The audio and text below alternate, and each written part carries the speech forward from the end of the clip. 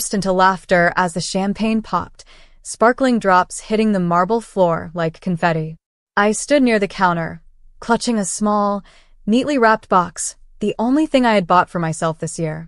"Smile, Clara," my mom called from across the room, waving her phone. "Don't look so gloomy on your sister's big day." I blinked. Her big day? It's my 30th birthday. Before we begin, drop a comment and tell us where are you from and from which city you're watching our videos? And after watching the whole video, don't forget to tell us what would you do in this situation? Be honest, tell me in the comments below. We read every comment. Let's begin. The room went quiet for half a second before my father chuckled, pouring himself another drink. "Come on, Clara. Don't make everything about you. Your sister just got promoted. She deserves a celebration." And just like that, the laughter returned, louder, brighter, crueler. Mia, my younger sister, stood in the center of the living room wearing a sequined silver dress that caught every glint of the chandelier. "Oh, Clara," she said sweetly, "don't be upset. You're just not the party type, you know?" I forced a smile, even though my throat ached. Right. "I'm not." Mom clapped her hands. "Okay, everyone. Gifts for Mia." I froze. Gifts for Mia. On my birthday. Even the cake, pink frosting and gold lettering, read, "Congrats, MIA." My small box suddenly felt heavy. Inside was a watch, simple, elegant, one I'd saved for months to buy. I'd imagined opening it quietly after everyone left, maybe with Aaron by my side. But now it looked ridiculous. Mia caught me holding it. "Oh, what's that?" she asked, snatching it before I could answer. For me? Before I could speak, Mom said cheerfully, "Oh, how sweet, Clara. You got her something too." Everyone clapped. Even Dad smiled. Now that's the spirit. I swallowed the lump in my throat. Actually, that was perfect timing, Mom interrupted. "Mia, it looks beautiful on you." And just like that, my gift was gone. No one noticed my trembling hands.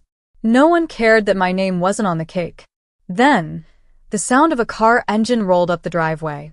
A sleek black Mercedes pulled in, headlights sweeping across the front windows. The laughter faded as the door opened. Aaron stepped out. My husband, calm, tall, sharply dressed in a navy suit. The room instantly straightened up. He walked in carrying a small velvet box.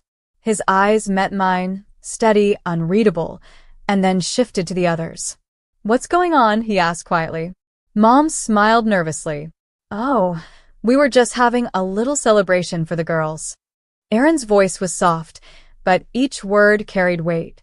"The girls?" He glanced at me, then at Mia, who was twirling the watch around her wrist like a trophy. "Yes," Dad said firmly. "Mia just got promoted. We're proud of her." Aaron's jaw tightened. He set the velvet box on the table. "Interesting, because I thought today was my wife's 30th birthday." The silence was instant, sharp, suffocating. Aaron turned to me, then slowly opened the box. Inside was a single gold key, glinting under the lights. "Happy birthday, Clara," he said. "It's the key to your new studio downtown. The one you've been dreaming of." Mom blinked. "Studio? For what?" Aaron met her gaze. "For her business. The design firm she built from scratch while you all said she was wasting her life." Dad's expression shifted. "You're exaggerating." "No," Aaron interrupted. "I'm not. She did everything on her own. And tonight, while you celebrated the wrong daughter, you proved exactly why she stopped sharing her wins with you." Mia's smile faded. "You didn't tell me you were opening a firm." I looked at her. No anger, just calm. "I didn't think you'd care." Aaron took my hand gently. "Let's go, Clara." As we turned to leave, Mom called after me, voice trembling. "Wait, what do you mean, her firm?" I looked back once, my voice quiet but clear. "I mean she's worth celebrating too." And as the door closed behind us, the room stayed frozen, silent, stunned, and for the first time in years, powerless. The morning light spilled through the tall windows of our apartment, soft and golden, but my chest still felt heavy from last night's storm. Aaron was at the kitchen counter, stirring coffee, his shirt sleeves rolled up, every movement steady, deliberate, like he'd already made peace with the chaos we'd left behind. I hadn't. My phone buzzed for the 10th time. Mom, again. I flipped it face down. Aaron didn't look up. They won't stop calling until you answer. I know. I stared at the untouched toast on my plate. They're not calling to apologize. They're calling to control the story. He smirked faintly, then let them choke on it. There was a knock on the door before I could reply. Sharp. Repeated. Familiar. Aaron set his mug down. You don't have to, but I was already walking toward the door. My pulse thudded in my ears. When I opened it, my parents were standing there, both perfectly dressed, as if this was a formal visit and not the aftermath of a humiliation they caused. Mom's lips stretched into a tight smile. Clara, honey, can we come in? Aaron appeared beside me, silent but solid. Of course, I said softly, stepping aside. The moment they entered, the tension followed. Dad glanced around the apartment, his gaze sharp, scanning the art, the neat workspace in the corner, the sketches pinned to the board. So this is where all the design magic happens, he said, his tone dripping with mock admiration. Mom crossed her arms. We didn't mean for last night to get out of hand. You know how family jokes are. I met her eyes. Family jokes usually involve laughter from both sides. Her smile faltered. Aaron moved to stand beside me. You made her birthday about someone else. You took her gift. And you laughed. Dad's voice hardened. We were proud of your sister. She's successful. There's nothing wrong with celebrating success. Aaron's tone was calm but firm. Then you should have celebrated this success too. He nodded toward the framed business license on the wall. Whitmore Design Company. Dad blinked. What's that supposed to be? I took a deep breath. It's my company. I registered it last month. We signed 3 clients in the first week. I've been freelancing for 2 years, building a brand quietly because every time I mentioned it, you told me I was chasing a hobby. Mom laughed nervously. Clara, please. You're not. Aaron cut in. She is. And it's real. She earned her first $50,000 contract last month. The downtown studio I gave her? It's to expand her business, not to prove anything to you. The room went still. Dad's expression shifted from disbelief to something darker, shame wrapped in denial. 50,000? You expect me to believe that? I met his stare. I don't expect you to believe anything. I expect you to see what you've ignored. Mom sighed, clutching her purse like a shield. You could have told us. We're your parents. I smiled faintly. You're right. But you never listened when I did. Aaron stepped closer, his voice low. You both wanted to see her small so Mia could shine brighter. That's not parenting. That's competition. Mom's tone turned defensive. Mia is your sister. She deserves support too. Support, I said quietly. You paid for her college, her car, her first apartment. When I asked for a small loan to buy design software, you said, you should learn to live within your limits. Dad snapped. You were always too sensitive. We were trying to teach you responsibility. By mocking me? I whispered. The silence after that was louder than any shouting could have been. Aaron broke it gently. Clara doesn't need validation from anyone here. She's already built what she dreamed of. But it's sad it took this long for you to notice. Mom's eyes watered slightly. We didn't mean to hurt you, sweetheart. You know how proud we are of both our daughters. Aaron's gaze sharpened. Then maybe say it to her. Not just when people are watching. Mom's voice cracked. Clara, honey, you know I love you. I nodded slowly. I know you do. But love without respect, it feels empty. For once, Dad didn't interrupt. He just stared at the floor. The man who always had the last word had none. Aaron reached for my hand, his thumb brushing mine. Come on, he said softly.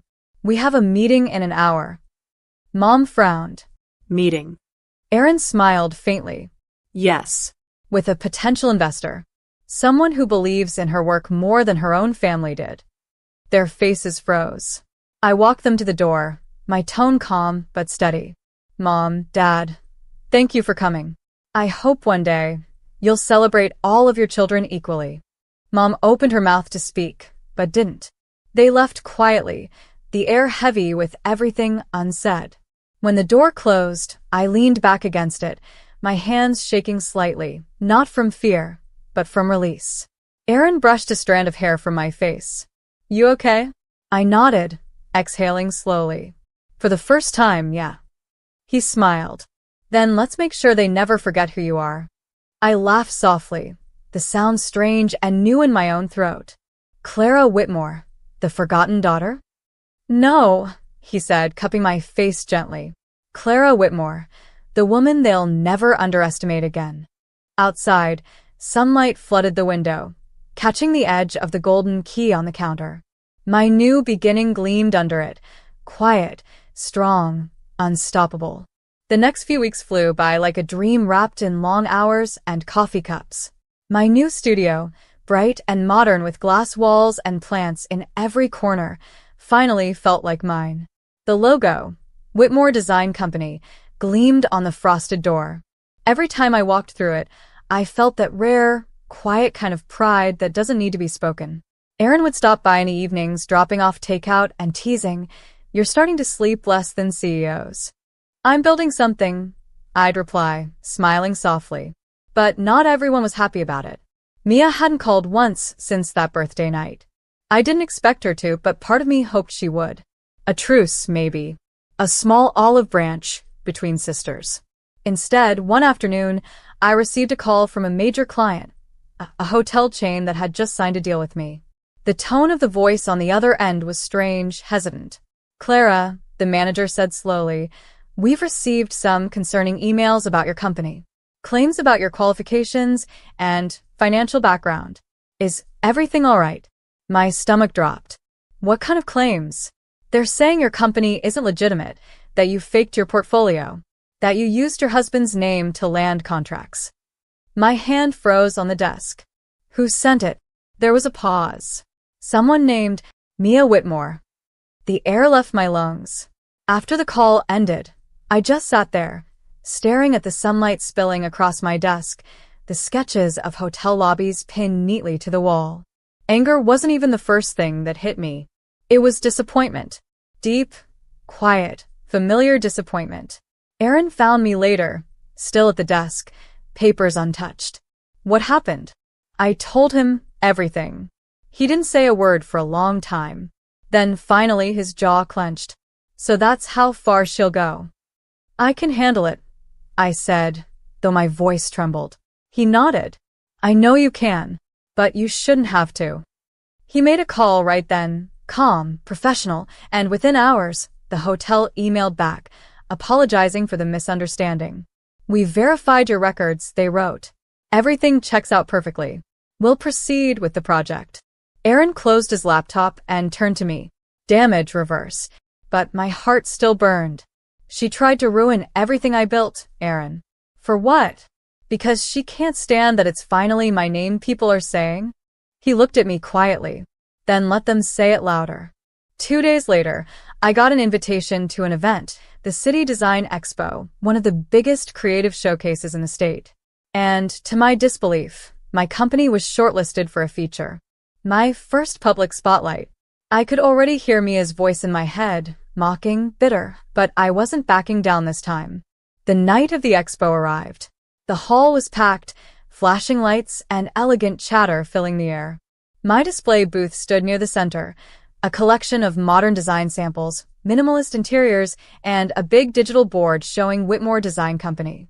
As Aaron adjusted my mic, I caught sight of a familiar face entering the hall. Mia. She was in a red cocktail dress, her fiancé trailing behind, clearly uncomfortable. My parents followed a few steps later, whispering to each other like they weren't sure they should even be there. "Guess who showed up?" Aaron murmured, his lips curling faintly. "I know," I said quietly. "Let's give them a show." When the host called my name, the spotlight hit me like lightning. I walked to the stage, palms slightly damp, heartbeat pounding in my ears. But when I looked out into the audience, saw Aaron's steady smile, my parents' stiff posture, and Mia's expression freezing mid-sneer, The fear melted. I spoke about the power of persistence, about believing in yourself when no one else does. I told them how every project I designed came from years of being told I couldn't. When the applause filled the hall, I caught Mia's eyes. She looked shaken, not angry, just lost. After the event ended, I stepped off stage, and she was waiting near the corridor, her voice trembling. You really built all this? I nodded slowly. Yes. Her mascara was slightly smudged, her confidence cracked. I didn't think you'd actually make it work. That's the thing about people you underestimate, I said softly. They tend to surprise you.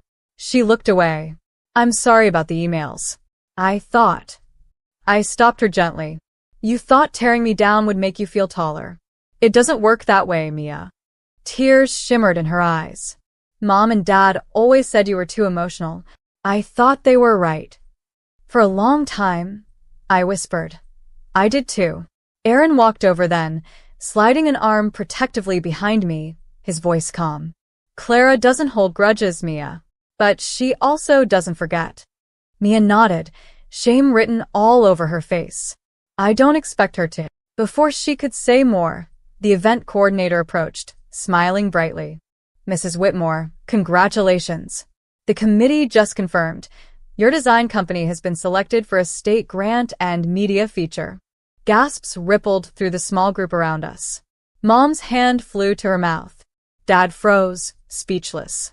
Mia just stared, as if her brain couldn't keep up with the words. Aaron smiled. Looks like people are finally recognizing her worth. I turned toward Mia one last time, my voice steady. You once told me I'd always live in your shadow. Seems like the light found its way, after all. As Aaron and I walked away, flashes from cameras followed us down the corridor. The same family that used to laugh at me now stood frozen, silent, stunned, and realizing something they should have seen long ago. I wasn't the quiet sister anymore. I was the woman who refused to stay small. A week after the expo, my stories spread like wildfire across social media. The local news ran a feature titled The Underdog Designer Who Rose Against All Odds. My inbox overflowed with new clients, collaborations, and messages from young women who said my journey inspired them. But amidst all the congratulations, one message stood out from Mom. Dinner tonight? Just us. We need to talk. For a while, I stared at it unsure. Old wounds still throbbed, but part of me wanted closure, not revenge, not validation, just peace. Aaron squeezed my shoulder gently. Go, he said. You'll know what to say this time. That evening, I walked into the family's dining room, the same place where my 30th birthday had turned into my sister's celebration. Nothing had changed, same chandelier, same scent of candles, same polished silverware. Yet everything felt different. Mom stood up when she saw me. Clara, she began softly, you look incredible. I smiled faintly. Success does that sometimes. Dad joined in awkwardly, clearing his throat. We watched your interview. You spoke well. Thank you, I replied calmly. I meant every word. Mia sat at the end of the table, quiet. No smug smile this time, no playful arrogance, just humility. Clara, I've been trying to call, she said. You didn't answer. I needed space, I said simply. She nodded, eyes glistening. I deserved that. Mom poured me a glass of water, her hands slightly trembling. We owe you an apology. We weren't fair to you. You've always worked hard, but we didn't see it. Dad sighed, rubbing his temples. We thought we were doing what was best, pushing you to be realistic. We didn't realize we were making you feel unwanted. The words hung in the air, late, but genuine. I looked between them, memories flashing like lightning, years of dismissal, the birthday humiliation, the stolen gift. For so long, I'd waited to hear something like this. But now it didn't sting anymore. Mom, I said gently, I'm not angry. I just stopped needing your approval to feel proud of myself. Mom's eyes filled with tears. We're proud of you now, sweetheart. Truly. Mia looked down at her hands. You should have always been the one they celebrated. I was too busy competing to realize it. I smiled, not bitterly, but with grace. It's not about who they celebrate. It's about learning to celebrate yourself. For the first time, they listened in silence. Then Aaron walked in, holding a small envelope. Sorry to interrupt, he said politely, setting it on the table. But I think this belongs to your parents. Dad frowned, opening it. Inside was a formal invitation printed on heavy ivory paper, the grand opening of Whitmore Design Headquarters. Aaron smiled. We bought the entire floor downtown. Clara's company is expanding nationwide. Mom gasped, hand over her heart. Nationwide. Aaron nodded proudly. She's earned it. I stood there, calm and steady. The same woman they'd once ignored now stood on the edge of something far greater. Mia whispered, You really did it? I did, I said softly, because I stopped asking for permission. The room fell silent. Even Dad, once so dismissive, looked at me with something that almost resembled admiration. Mom's voice cracked. We'd like to be there for the opening if you'll have us. I looked at Aaron, then back at her. You can come, I said kindly, but as guests, not as people who built me, because I built myself.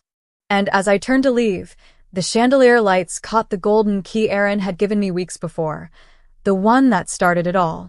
It shimmered like a quiet reminder that self-worth, once found, can never be taken away again. Outside, the night was calm, the city lights flickering across the glass towers. Aaron took my hand and smiled. How do you feel? I exhaled, finally free. Like I don't need their applause anymore. He brushed his thumb over my ring. That's the sound of real victory. And as we walked toward the car, the family who once forgot my name watched from the doorway, realizing